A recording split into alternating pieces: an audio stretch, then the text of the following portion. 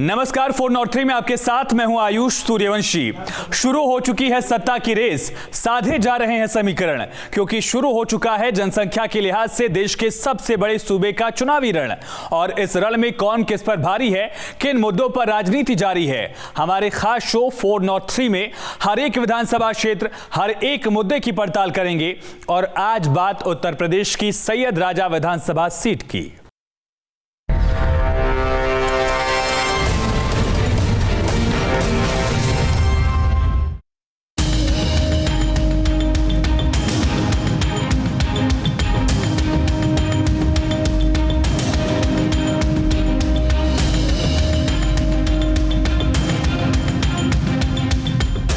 पूर्व मुख्यमंत्री कमलापति त्रिपाठी, डॉन ब्रिजेश सिंह, बाहुबली विनीत सिंह और सुशील कुमार सिंह, मनोज सिंह डब्ल्यू, इन सभी का नाता सैयद राजा विधानसभा सीट से है।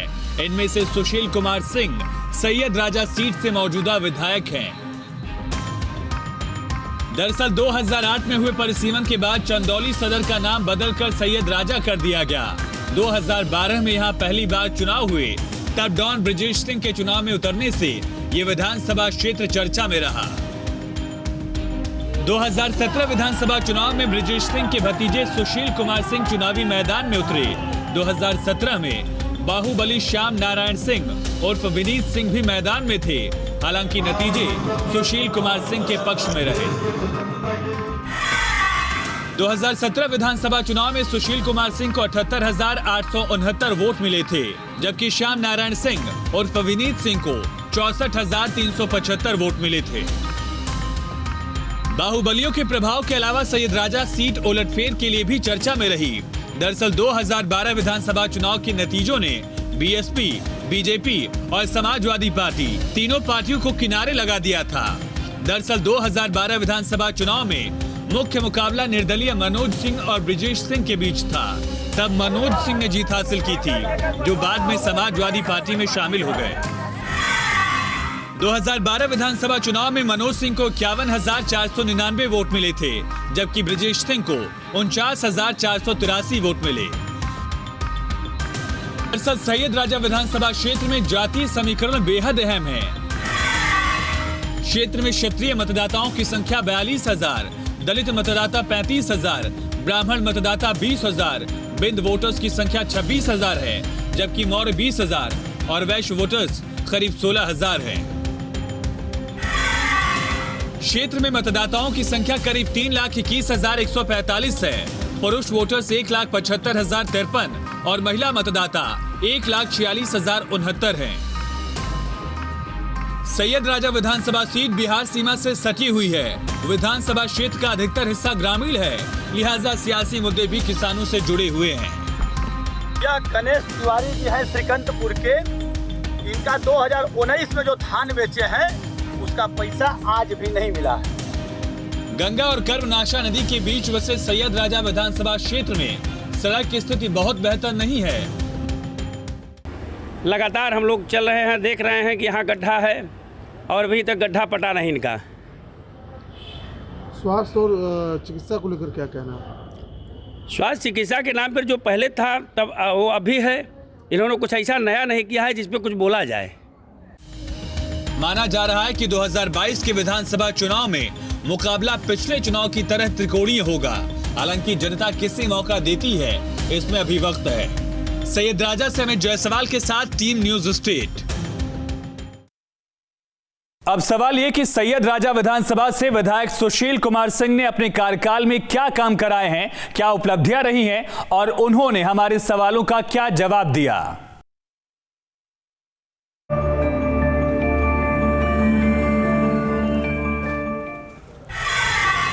इस कार्यकाल की सबसे बड़ी उपलब्धि, देखिए सबसे बड़ा तो विकास कार्य, अगर मेडिकल कॉलेज 400 करोड़ रुपए का किसी को नहीं दिख रहा है तो क्या कहा जाए। उसके बाद सब स्टेशन हमारे 132 kVA के बनने जा रहे हैं। सड़क हमारे यहाँ लगभग 100 करोड़ की जो 2 बड़ी सड़कें आई हैं। बाकी तो मेंटेनेंस के नाम पे हमने अपने विधानसभा में लगभग 200 करोड़ रुपए लाने का काम किया है, लगभग 200 करोड़ रुपए।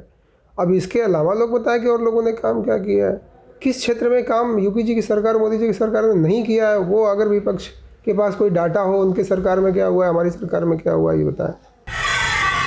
लोग दोबारा आपको वोट क्यों दें? अब देखिए, इतने काम की बात हम बता रहे हैं तो जनता तो जानती है कि काम कौन कर रहा है। तो जनता तो हमें लगता है कि पूर्ण रूप से हमें विश्वास है कि भारी मोहब्बत से इस बार चुनाव जिता के भेजने का काम करेगी। बाकी लोगों को भ्रम है, वो 2022 में भ्रम टूट जाएगा। इस बार जीते तो क्या करेंगे?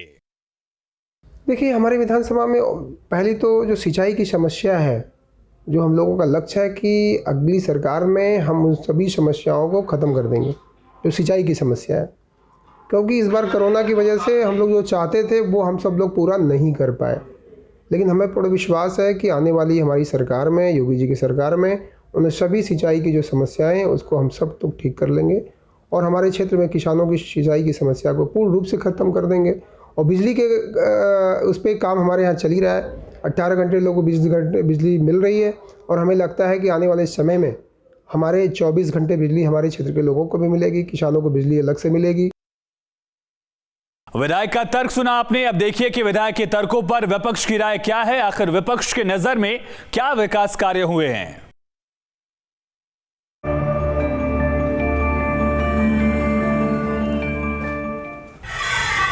इस कार्यकाल में हुए विकास कार्यों को कैसे देखते हैं? भारतीय जनता पार्टी का जब बड़ा नेता ही शिलान्यास का शिलान्यास, उद्घाटन का उद्घाटन करता है तो छोटे नेताओं से, विधायक से क्या उम्मीद रखेंगे जी? विधायक जी भी ग्राम प्रधानों के शौचालय, नाली, पनरोहा का उद्घाटन पर उद्घाटन करते हैं, शिलान्यास पर शिलान्यास करते हैं। बड़े काम तो कुछ कर नहीं पाते हैं। जब भाजपाई बड़े लोग ही नहीं कर पाए तो इनकी क्या हम बात करें? इसलिए जनता को इनसे कोई उम्मीद नहीं है, हम लोगों को भी इनसे कुछ उम्मीद नहीं है। 5 साल जो उन्होंने विकास का दावा किया उसके बारे में क्या कहेंगे? देखिए, उनका विकास होता है मुर्गा दारू पैसे के बल पर। वो चुनाव लड़े हैं और पैसे के बल पर चुनाव लड़ेंगे। जनता इस बार उनको जवाब देने का काम करेगी। जनता आपकी पार्टी को वोट क्यों दे? हम लोग काम किए हैं, हमारी सरकार थी, यही चंदौली में सेना भर्ती करवाने का काम हम लोग किए, मेडिकल कॉलेज का शिलान्यास करवाने का काम किए, 14 लिफ्ट कैनाल बनवाने किया। हम लोगों के जब गेहूं और धान में जब आग लगती है तो पागल हो जाते हैं, फायर स्टेशन बनवाने का काम हम लोगों ने किया। इनके सरकार में कुछ तो होने का काम हो नहीं रहा है। हम लोग पावर हाउस 10 पावर हाउस बनवाने का काम किए। और मैंने कहा है कि आने दीजिए सरकार, इसी नारायणपुर पंप कैनाल को जो तेलंगाना की कालेश्वरम है उसके जैसी बनवाने का काम करेंगे हाईटेक टेक्नोलॉजी से। और यहाँ पर इसी चंदौली के 10 किलोमीटर के रेंज में स्टेडियम बनवाऊंगा, स्पोर्ट्स कॉलेज बनवाऊंगा, विथ हॉस्टल के साथ मैं बनवाने का काम यही चंदौली के 10 किलोमीटर के रेंज में करूंगा।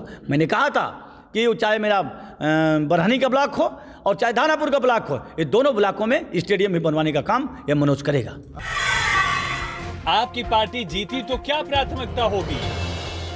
बिजली, पानी, स्वास्थ्य, शिक्षा, चिकित्सा, ये हम लोगों का जरूर, क्योंकि धान का कटोरा हम लोगों का चंदौली है, किसानी बेल्ट है, किसानों के लिए सुविधा मुहैया कराना हमारा काम है। मैंने कहा था उस मेडिकल कॉलेज की जो जगह चेंज कराए हैं, उस मेडिकल कॉलेज की जगह पर एग्रीकल्चर यूनिवर्सिटी बनवाने का काम हम लोग करेंगे जब हमारी सरकार आ जाएगी तो। लेकिन सबसे ज्यादा जरूरी है जनता की राय की। आखिर जनता क्या मानती है, क्योंकि ये पब्लिक है, सब जानती है। देखिए,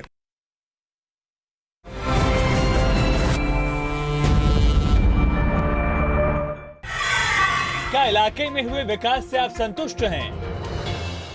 अपने इस क्षेत्र में जहाँ कहीं भी रोड, सड़क वगैरह होता था सब देते रहे हैं।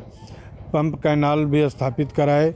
हम तो एकदम में नहीं खुश हैं भैया, हमारी पूरे क्षेत्र की जनता नहीं खुश है। जब कोई काम नहीं हुआ हमारे विधानसभा में तो हम क्या जाने कि हमारे विधानसभा में कुछ विधायक काम किए हैं। इस विधानसभा क्षेत्र में इतना बड़ा सौगात हम लोग को मिला है जिससे समस्त क्षेत्रवासी इस विधानसभा के पूरे खुशहाल है। हमने कहा सर, ये स्थानीय विधायक जो आज के समय में हैं वो बहुत ही मतलब एक्टिव हैं। विधायक जी का तो दिल कहीं और है, दिमाग कहीं और है। हम सभी लोग इस समय काफ़ी संतुष्ट हैं कि इसके पहले बसपा के भी विधायक थे, सपा के विधायक थे, लेकिन ऐसा कुछ देखने को नहीं मिलता था कि वो जनता के बीच आए दिन उपस्थित हैं। क्या विधायक ने अपने सारे वादे पूरे किए? माननीय सुशील सिंह जी का जो है परफॉर्मेंस तो 100% अपने उम्मीदों पर खरा उतरे हैं। जो उन्होंने जनता से वादा किया नगर के लिए, चाहे स्थानीय विधानसभा क्षेत्र के लिए, पूरे विकास के कार्यों को जो है इस वैश्विक महामारी कोरोना कालखंड के दौरान भी उन्होंने अपने वादे को पूरा करने का काम किया। अधूरे कार्यों को जो वर्तमान सरकार नहीं पूरा कर पाई, वर्तमान विधायक ही नहीं कर पाए। स्वास्थ्य चिकित्सा के नाम पर जो पहले था तब वो अभी है। इन्होंने कुछ ऐसा नया नहीं किया है जिस पे कुछ बोला जाए। स्थानीय समस्याएं क्या हैं? अभी चारी अदसर पंप कैनाल अधूरा पड़ा हुआ है, 40 करोड़ का पंप कैनाल। माननीय पूर्व विधायक जी के द्वारा जो उसका शिलान्यास किया गया, कार्य कराया गया, उसका 85% कार्य पूरा कराया गया, लेकिन वर्तमान सरकार के वर्तमान विधायक जी और वर्तमान सरकार के मुख्यमंत्री जी द्वारा उस कार्य को पूरा नहीं कराया जा सका। हमारे गवर्नमेंट हॉस्पिटल में CSC बेड नहीं है और जहां महिला डिग्री कॉलेज का ओपन कर दिया गया, वहीं आज अभी जो 7,000 स्कॉलरशिप आते हैं बच्चियों की, वो ऑनलाइन शो नहीं कर रहे हैं। बच्चियां शिक्षा के लिए कॉलेज तो जा रही हैं मगर टीचर नहीं है, ब्रेंच नहीं है कॉलेज में। पानी एकदम नहीं आती है हमारे ग्राम सभा में। आपके सदराजा विधानसभा में बाढ़ की भी समस्या है? जी। और इसी के साथ 403 में इतना ही। खबरें लगातार जारी हैं, बने रहिए न्यूज स्टेट के साथ।